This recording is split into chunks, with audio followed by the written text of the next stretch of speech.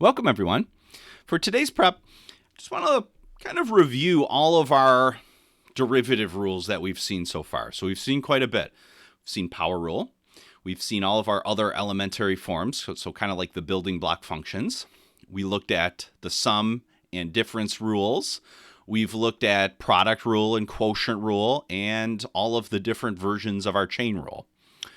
So now, a lot of the functions we might consider are going to require more than one of these rules to differentiate. So we're just going to get a little practice kind of using multiple derivative rules to help calculate a derivative. And really it's just going to come down to, practicing here. So nothing really new other than just seeing these kind of different types of functions. So let's start with example 1. We're going to differentiate this function, and the function here is x times arctan of square root x. So when you start with the function, you want to think of what is the last thing that's happening. And in this case, the last thing that happens is we take an x and then we're multiplying it with arctan of square root x. That's kind of like the overlying structure here. It's really multiplication. So we've got some x terms here, we've got some x terms here. So this is really multiplication. So when we start the derivative, we kind of have to differentiate our way through that multiplication. That's the first thing we have to do. And the special rule that we use is product rule. So we're going to start with product rule. All right, so we'll call our derivative y prime. And when we do our product rule, it helps to write down 2 copies of our product. And we're going to need it later, so I'm going to rewrite that square root x as x raised to the 1/2. All right, so that's our first copy. Then we've got our second copy. And then in the first copy, we apply the derivative to the first function of x. And then in the second copy, we apply it to the second part, and then we put a plus sign in the middle. All right, so that's our product rule.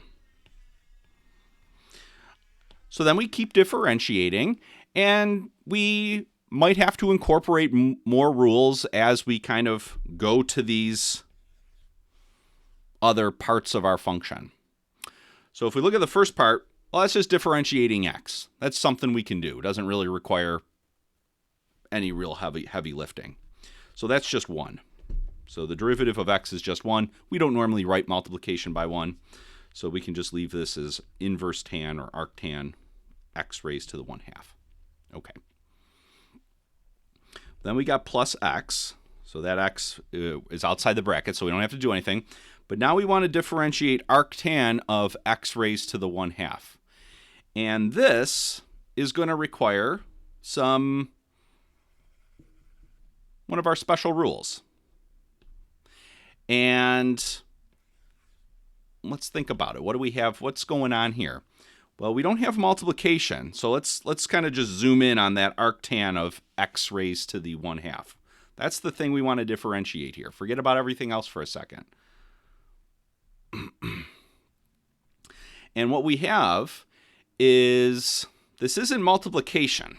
So the notation here, this is our function notation. So arctan is just the name of our function, and x to the 1/2 is the thing that's being plugged in.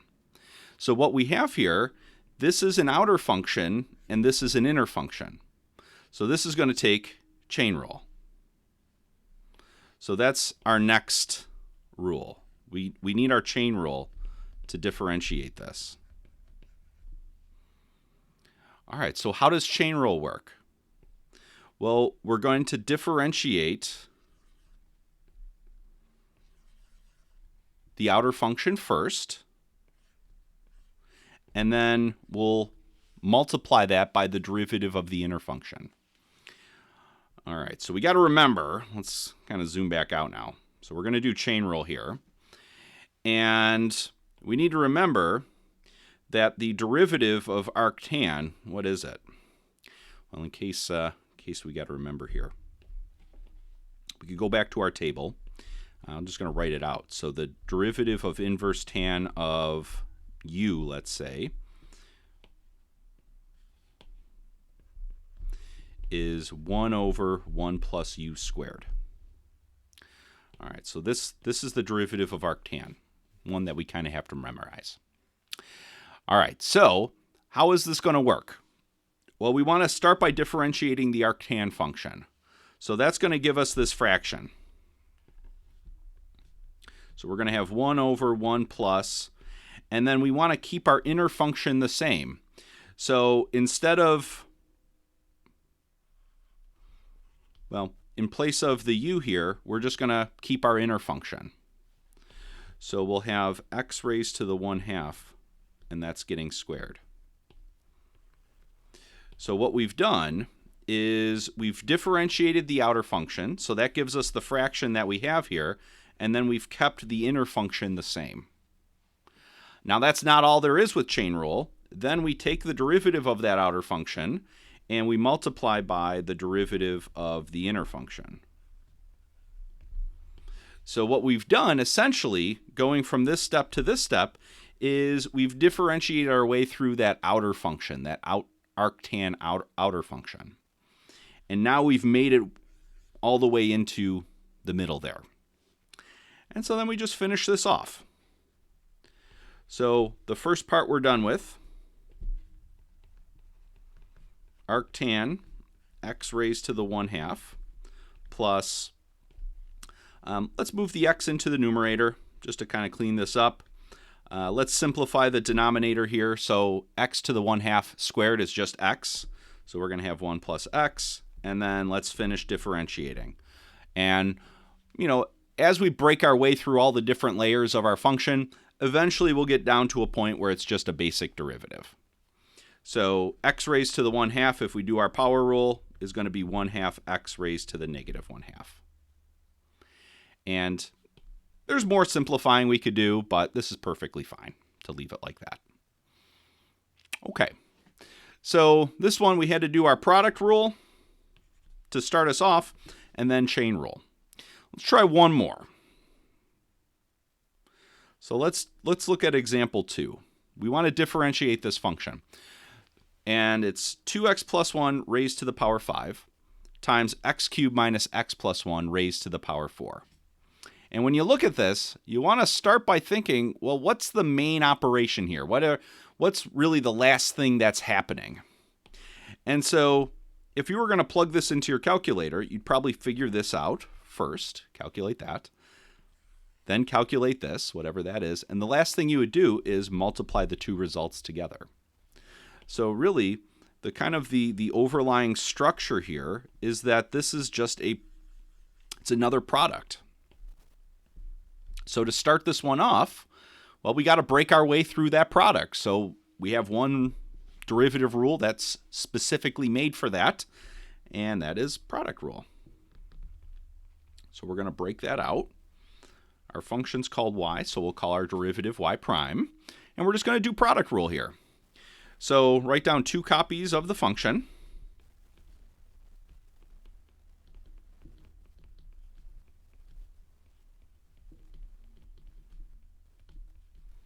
So 2 copies. In the first copy, apply the derivative to the first part. In the second copy, apply it to the second part. And then with product rule, we throw a plus sign right in the middle. Okay, so product rule, we've differentiated through our way through that product. And now we get to kind of each of the individual pieces. And that's what we have to differentiate. We have the piece over here to differentiate, and then we have the piece over here to differentiate. And each of these is a power function. It's a general power function. So there's some stuff inside parentheses, and then the whole thing is getting raised to an exponent. So for each of these, we can use our general power rule. So that's kind of the next one we can use. Use our general power rule for each of those. All right, so what's that going to look like? Well, let's start with the first one. So the way our general power rule works, and this is really just chain rule, but kind of give it a name because the outer function here is a power function.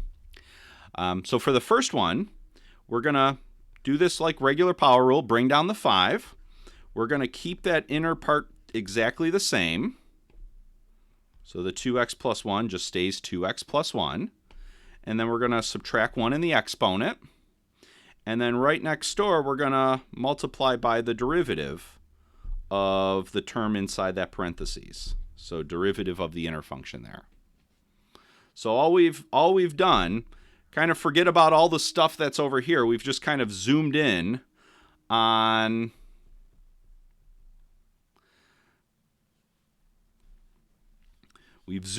just this one derivative and have worked it out using our general power rule. I guess I didn't need to zoom in, but that's the idea.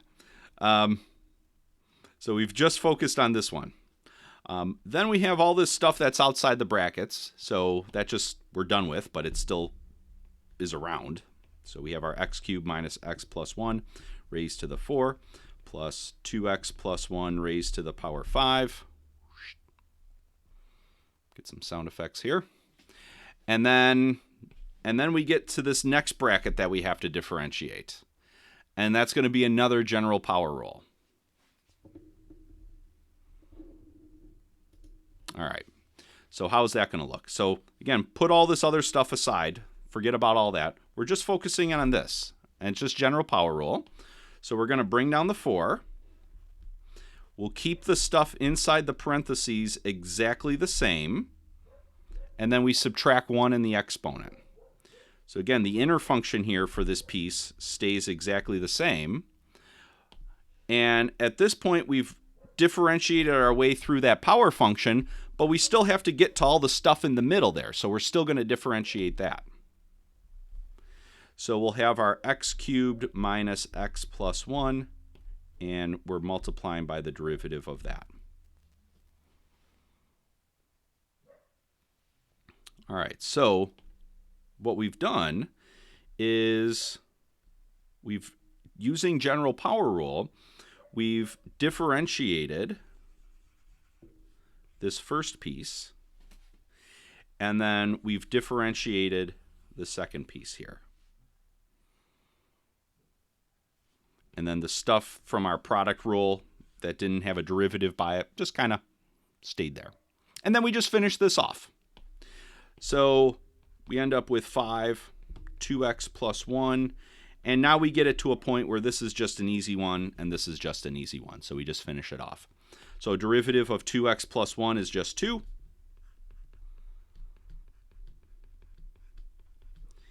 And then derivative of